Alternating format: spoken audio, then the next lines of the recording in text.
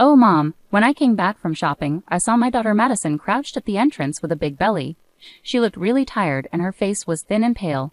Her eyes were a bit unfocused as she looked up at me. Next to her, a little child was holding on tightly to Madison, calling Mom, Mom. I realized this child was my granddaughter, Harper. I brought them both inside and asked what happened.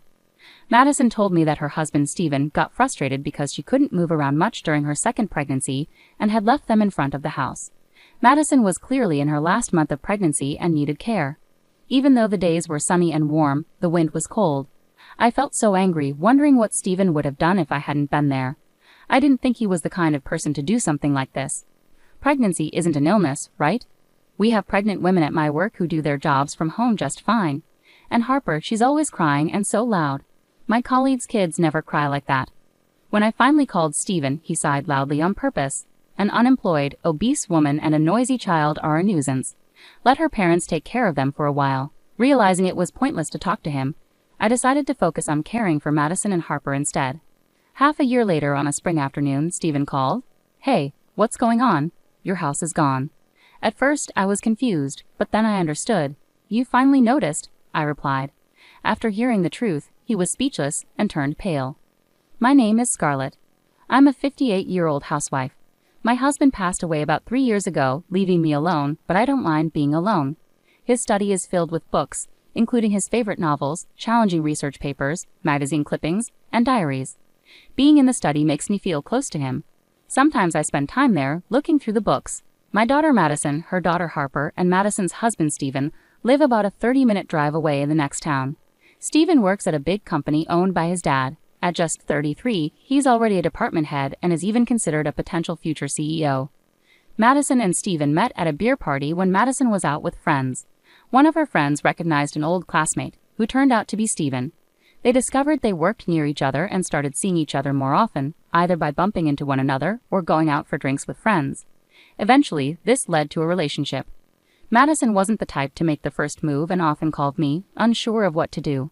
I wasn't very experienced in love either, so I tell her, well, I'm not sure either, but maybe just go out for a meal and enjoy yourselves. Unlike me, my husband had experienced many romances before we met. But when it came to our daughter's love life, we both agreed on one thing: she shouldn't date someone strange. My husband, always protective, even joked about calling himself strange. Their relationship continued smoothly, and within a year, they happily announced their engagement. Stephen, with his strong position in his father's company and his impressive sales skills, had earned my husband's trust enough for us to feel comfortable entrusting our daughter to him. Reflecting on this, my husband reassured me, saying I also felt at ease sending our daughter off to such a respectable person. Shortly after, Madison and Stephen married and moved to the next town to begin their life together. Initially, Madison would visit us often, sharing the excitement of her pregnancy and her worries about childbirth. About 3 or 4 months after Madison shared her pregnancy news, my husband tragically passed away. He was involved in a car accident caused by a truck driver who had fallen asleep at the wheel. Both Madison and I were deeply shaken by the sudden loss. We struggled to maintain our composure as we rushed to arrange the funeral and handle the necessary company and government procedures. The days passed quickly, and before we knew it, a month had already gone by. It's strange that I hadn't seen Stephen much since he first came to introduce himself before the wedding. Even at the funeral, he only stayed for about an hour before leaving abruptly. I found it a bit rude, but Madison explained, that's just how he is. Stephen is always busy with work, she said with a forced smile tinged with sadness. It seemed like she didn't get much chance to talk or spend time with Stephen, who often left early for golf meetings on weekends. Being the son of a company president might excuse his absence somewhat, but I wished he would consider Madison, especially since she was heavily pregnant. As summer drew to a close, Madison returned to our home to give birth. With her belly fully rounded, she was eagerly anticipating meeting her baby. It's a girl. We've already picked a name, she told me. Oh, really? What's her name? I asked. Harper. Stephen and I chose it, Madison replied, smiling warmly. She gave birth within 2 weeks and soon returned home where Stephen was waiting. Madison, make sure to visit us sometimes. Bring Harper too, I urged her. I called Madison again, hoping to reconnect, but her response sounded hesitant. Yeah, maybe once things settle down I'll come over, she replied. Despite my concerns, I hoped it was just a temporary situation. Madison was always busy with childcare and housework, and Stephen, who should have been dependable, often came home late or not until the morning. I wondered aloud, even if he's the president's son, can his job really be that demanding? Despite several attempts to reach out, the pattern remained unchanged. It had been 3 years since Harper was born, yet I had only seen my granddaughter once, right after Madison gave birth. I wanted to support Madison and had expressed this to her many times over the phone, but her responses were always evasive. Before a long weekend, I decided to call Madison again. "Hello, Madison. How have you been? I was thinking of visiting you and Harper soon." I knew I had to be careful not to push too hard. Conversations with friends in the neighborhood had taught me that it's becoming less common for grandparents to see their grandchildren regularly, and pushing too much could strain the relationship further. Madison was my daughter, but I feared this call might lead to rejection, forcing me to accept the situation. With these thoughts, I waited anxiously for Madison's response. "Mom, I haven't been feeling well lately and I need some space. Please don't call me for a while," Madison said over the phone. "Are you okay? If you're not feeling well, I'm really worried. Can I bring over some food?" I asked, concerned. "I don't need it. Can we stop this?" "I'm going to hang up," Madison replied, sounding frustrated. "Wait, how about Harper and Steven? Is he doing well? Has he caught a cold?" I pressed, trying to keep the conversation going. "You're being too nosy, Mom. I want to raise my child on my own, so please stop calling," Madison snapped before hanging up abruptly. Feeling hurt and confused, I paused, unsure of what to do next. The brief call left me deeply shaken. I never expected Madison to feel that way about me. I thought I was showing kindness, but now I realized I had been meddling, and it pained me as I stared at the silent phone. Perhaps she was exhausted and stressed from childcare, or maybe I had crossed a line by interfering too much. Considering different possibilities, I acknowledged there might have been fault on my part and decided to stop calling. Still, I couldn't shake the thought. Had my once open and communicative daughter changed so drastically? Despite my reluctance to give up on seeing my granddaughter, I continued to call about once a month. Each time, I faced a distant reception and was denied access to Harper. "Hey, are you feeling all right?" I'd ask, only to receive no reply or have the call abruptly end. Hoping to get a better sense of what was happening, I decided to call Steven. He was my daughter's husband, and I figured he might have some insight into Madison's and Harper's situation. Steven never answered the phone promptly, but late one night, he returned my call. "Madison? Oh yes, she's fine," Steven assured me. "She's doing a great job looking after Harper. You don't need to worry. Madison has always been very responsible." "That's good to hear. Could you let her know I'd like to see her sometime?" I asked, hopefully. "Yes, of course," Steven replied. "It's odd that Madison isn't picking up her phone lately. That's not like her. It's quite concerning," I added, feeling uneasy about Steven's responses. His words felt rehearsed, as if he was trying to downplay the situation. About a month later, as autumn set in and I returned home from shopping one day, I spotted a figure sitting on my front porch. At first, I thought it might be a homeless person who had mistaken my house for somewhere else. But as I approached, I realized it was Madison. Madison. And look at that belly. And who is this child? I exclaimed in surprise as I saw Madison's noticeably larger belly, indicating she was pregnant again. "Oh, Mom." Madison's face was tired and drawn, her eyes unfocused. The child next to her clung tightly, calling out, "Mom, Mom." I realized it was Harper. I quickly unlocked the door and ushered them inside, practically carrying them to the living room sofa. I made some hot milk for them to drink. Harper cautiously sipped the warm milk. "It's cooled down now, so it's safe," I reassured her. Harper drank, leaving a white ring around her mouth. Turning to Madison, I started asking questions. "What happened? Why were you sitting outside like that? Where's Steven? What's going on with your home?" Madison began to cry and look down for a while before speaking. "Take your time," I comforted her, rubbing her back gently. After a moment, she explained that as her second pregnancy progressed, she found it increasingly difficult to manage household chores and take care of Harper, which frustrated Steven. He had driven them to the front of my house and left them there. Seeing Madison heavily pregnant and upset made me furious, imagining what could have happened if I hadn't been home. I immediately called Steven. He hadn't mentioned anything about Madison's pregnancy during our last conversation, which would have prompted me to offer help sooner. After several rings, he answered with a tired voice. "Hello, Steven. What's this I hear about you leaving Madison and Harper outside my house just now?" I asked, my tone filled with anger and concern. Steven replied casually, "Well, that's how it is. Madison hasn't been keeping up with household duties lately, using her pregnancy as an excuse. Even when I come home tired, there's no dinner ready." I was taken aback by his nonchalant response, feeling a mix of disbelief and disappointment. "Not helping because you think it's all Madison's job? Don't you think you should be supporting your wife?" I challenged Steven, my voice tinged with disbelief. "Why should I help? Household chores are Madison's responsibility. She's the housewife," Steven replied dismissively. "I have my own work to focus on. It's only natural she takes care of the house." Madison is pregnant, Stephen. It's not fair to expect her to manage everything alone without any appreciation from you, I countered, trying to reason with him. Pregnancy isn't an illness. Many pregnant women work remotely just fine at our company. And as for Harper, all kids have their moments. Comparing her to someone else's child isn't fair. Stephen sighed dramatically over the phone. An overweight wife and noisy kids are a hassle. Let the parents deal with them for a while. At that moment I realized it was pointless to continue the conversation. Fine by me, I said firmly, hanging up. Stephen's mocking laughter lingered in my ears before the call ended. Suppressing my anger and frustration, I focused on what truly mattered, taking care of Madison and Harper. Harper's clothes were stained with food and juice spills, turning into little spots. Her hair also had a faint smell, so my first priority was giving her a bath. The spare clothes in the carry case were slightly dirty too. We'll need to go shopping for new clothes tomorrow with Grandma, I told her gently. 3-year-old Harper was chatty, talking nonstop about her favorite foods, picture books, and characters from her favorite kids' show. Meanwhile, Madison looked exhausted and worn out from the strain of managing everything on her own. She could barely move from the couch. Quickly, I prepared fresh sheets and set up a bed in an empty room upstairs for Madison to rest. She looked worn out, with rough skin and disheveled hair, which made her look quite pitiful. Call me if you need anything at all. I'll take care of Harper, so you just focus on resting, okay? I assured Madison. She nodded gratefully and soon fell asleep, finally able to relax.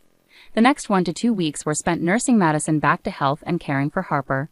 Spending time with my granddaughter, whom I hadn't seen much until then, was incredibly fulfilling and not at all burdensome. It was difficult for me to resist when Harper would plead, "Please buy it," with that sweet voice of hers. As Madison gradually recovered, she began to open up about her past. Stephen used to be kind before we got married. He respected my opinions and we would discuss everything together. Those were the happiest times. Her voice grew somber. But after we married, he changed. He started giving orders, saying things like, "You can't rely on your parents. You have to manage all the housework perfectly." I just accepted it all. She shared that she was allowed to come back to her parents' house when Harper was born. Looking back, it felt like I was being manipulated, controlled. He even told me once that I shouldn't rely on you, Mom. So is that why you hung up quickly when I called? Yes, calls with you were forbidden too, so I had to hang up quickly. I'm really sorry, Madison explained with a mixture of regret and sadness. Later that night, after Harper had fallen asleep, we sat down with ginger tea and talked. I felt a rush of emotions, anger and sorrow mingling together. Stephen, who had once seemed so respectful when he asked for Madison's hand in marriage, now caused her so much pain and even spoke ill of her as if she were a burden. What's more, there were suspicions of him having an affair. I've noticed perfume on him lately. It's not like him, especially not a woman's scent. And his shirts have had a sweet smell when I've done the laundry, I shared with Madison. His late nights and early mornings suddenly seemed to make sense. Madison, you've been incredibly strong through all of this, managing the house and taking care of Harper, all while dealing with your husband's infidelity, I praised her, overwhelmed with admiration for her resilience despite everything. Despite any disagreements, she's my daughter and family. Madison teared up quietly. The gentle autumn weather persisted, dry yet refreshing compared to summer. Madison's due date was approaching. I focused on pampering both Madison and Harper, nurturing their emotional and physical well-being. 6 months passed and spring arrived. While I was preparing lunch one day, my phone rang unexpectedly. I paused to answer it. The caller was Stephen. Yes, this is Scarlett, I answered cautiously. Hey, what's going on? Your house is gone. Stephen's voice sounded bewildered on the other end of the line. Finally noticed, have you? I replied, a hint of amusement in my voice. Stephen had arrived to pick up Madison, Harper, and the newborn only to find the house demolished and an empty lot with a for sale sign. The move and demolition had been completed a month ago, and Stephen seemed to have just realized the situation, prompting his panicked call to me. We've moved. You left Madison, Harper, and the baby in my care for half a year. Have you been aware of that? I questioned pointedly. Yeah, I've come to pick them up now. Where are you? Stephen asked urgently. Come to pick them up. Unfortunately, we've relocated to a secure apartment. There's no point in telling you where. I'm not considering returning them to you, I responded firmly. Don't joke with me. I told my parents I'd bring Harper and the baby over. Give me back the kids at least, Stephen insisted, his tone unsettling as he referred to the children almost as possessions. That's a promise you made on your own. It doesn't concern us, so we won't comply. I'm busy now, so if you don't mind. Just then, the baby started crying, the sound audible through the phone. Stephen seemed to react softly, saying, "Oh." Ignoring him, I hung up and hurried to change the baby's diaper in the next room. I could hear Madison's phone conversation faintly. Yes, hello, what? Her voice carried a hint of frustration, likely arguing with Steven.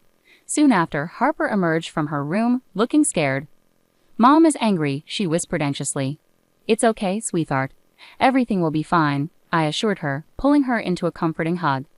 About 10 minutes later, the commotion quieted down, and Madison joined us. It was Steven. He was demanding our new address, but I refused outright. "I don't care if he wants to show Harper and the baby to his parents," she sighed, reflecting on his persistence. But maybe it was for the best he called. I finally got to say what I've been wanting to. Regarding the lawyer? The issue at hand was Steven's infidelity. During that call, I informed him that we would proceed with a divorce through a lawyer, and I would also seek alimony due to his affair. I also sent proof of his infidelity to his father, Madison recounted calmly. Over the past 6 months, we had hired a detective to investigate Steven's behavior, and the evidence confirmed his unfaithfulness. With 2 young children to consider, Madison couldn't overlook this betrayal. Steven was caught off guard by Madison's knowledge of his affair and was visibly shaken. He must have been pale with shock when he realized his parents were aware of the evidence. Outraged, he exclaimed, "How could you do this?"